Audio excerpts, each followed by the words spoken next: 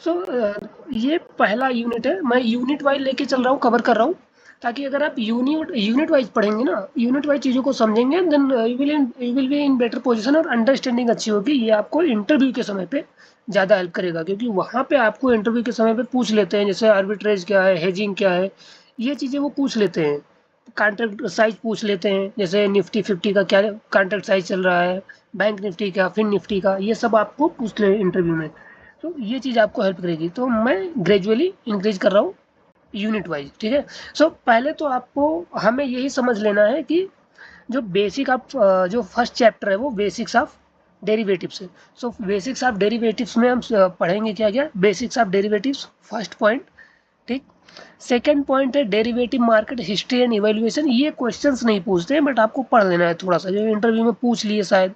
Indian derivative market क्या है, market participants क्या है, और टाइप्स ऑफ डेरिवेटिव मार्केट क्या है, जो डेरिवेटिव में कितने टाइप्स होते हैं, उसके बाद सिग्निफिकेंस ऑफ डेरिवेटिव्स होता है, और various risk face by the participant in derivatives.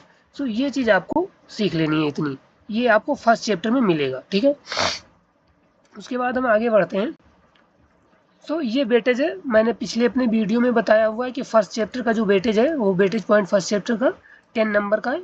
इसलिए 10 नंबर का है क्योंकि डेरिवेटिव्स को अच्छे से एक्सप्लेन किया गया है इसमें ना, और पूछते भी हैं पेपर्स में, और खासकर इंटरव्यू में पूछते हैं, आपसे पूछ लेंगे डीमेट अकाउंट क्या है, ठीक, ट्रेडिंग अकाउंट क्या है। सो ये चीज़ आपसे वो पूछ लेंगे, तो ये भी आपको जानना है।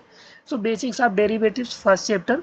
अब इसका जो पर्पज है, पढ़ने का पर्पज ये है, after studying this chapter, you should know about meaning of derivatives and type of derivatives products, history of derivative market, significance of derivative markets, risk in derivative trading. So आप ऐसा करेंगे ना, इसको टॉपिक वाइज डिवाइड कर लीजिए। So first basic of derivatives, derivatives क्या है, ठीक। अब इसमें जाएंगे metal such as gold, silver, aluminium, copper, zinc, ये आप बुक से पढ़िएगा, ठीक है।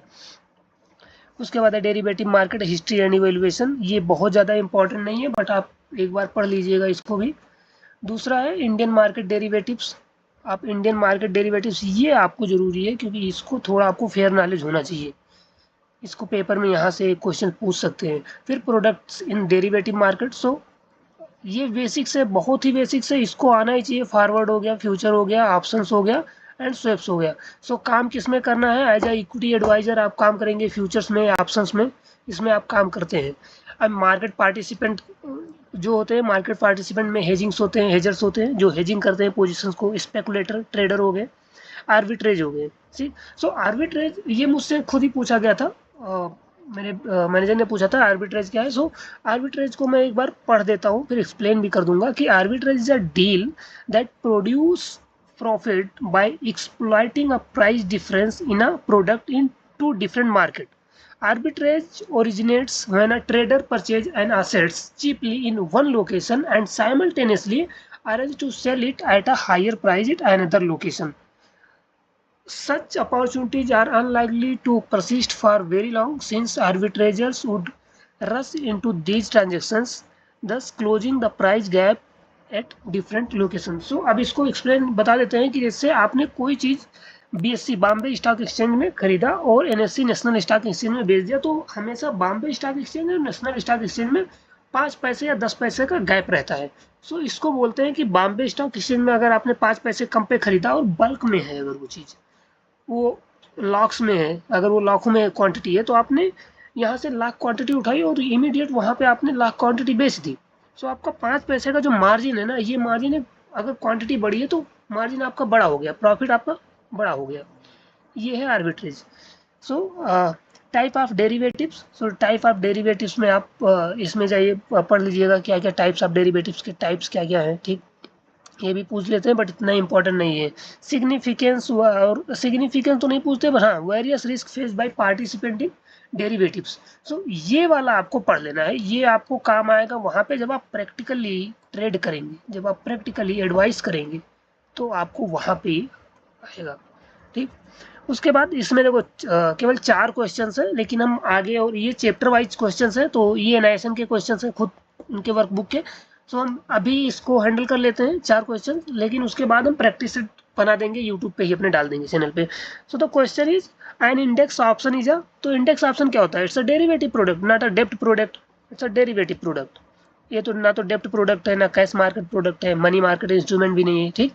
So second question, the purchase of a shares in one market and the simultaneous sell in different market to benefit from price differential is known as arbitrage। अभी मैंने explain किया जो आर्बिट्रेज है। अब मॉर्टगेज आप भी जानते हैं लोन सेगमेंट में आता है। हेजिंग, हेजिंग ये होता है कि हम जब मार्केट बहुत ज़्यादा वोलेटाइल है तो हेजिंग करते हैं पोजीशंस को कि हम बहुत ज़्यादा लॉस ना करें, अगर एक पोजीशन लॉस में है तो दूसरा प्रॉफिट में कर लें। स्पेकुलेशन, स्पेकुलेशन या very simple thing everywhere, speculation हर जगह होती है on the basis of previous predictions, that is called speculation. अगर आपको पढ़ना भी है तो आप यहाँ पढ़ सकते हैं, स्पेकुलेशन दिया भी हुआ है।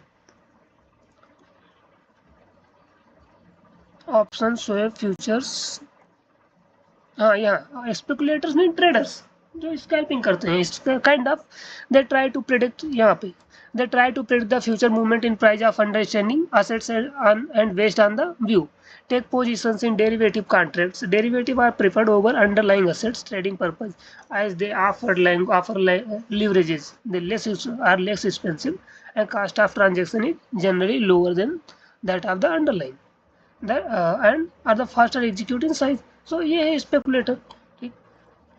उसके बाद financial derivative provide the facility for, देखो फाइनेंशियल डेरिवेटिव सभी है, आप ट्रेडिंग करते हैं, जैसे आप ट्रेडिंग करते हैं, इंट्राडे ट्रेडिंग हो गया, अगर स्पेकुलेटिव स्कैल्पर है, इस पर स्कैल्पिंग करते हैं आप, स्विंग ट्रेडिंग हो गया, पोजिशनल हो गया, हेजिंग हो गया, आपका हेज करते हैं पोजिशंस को, आर्बिट्रेजिंग जो भी पहले हो गया। So all of the above options is optional risk include losses due to, अब operational risk include losses due to, operational risk क्यों, मतलब इंक्लूड क्यों करते हैं losses? Due to inadequate disaster planning, अगर आपका प्लानिंग अच्छा नहीं है तो ऑपरेशनल रिस्क जाएगा ही जाएगा।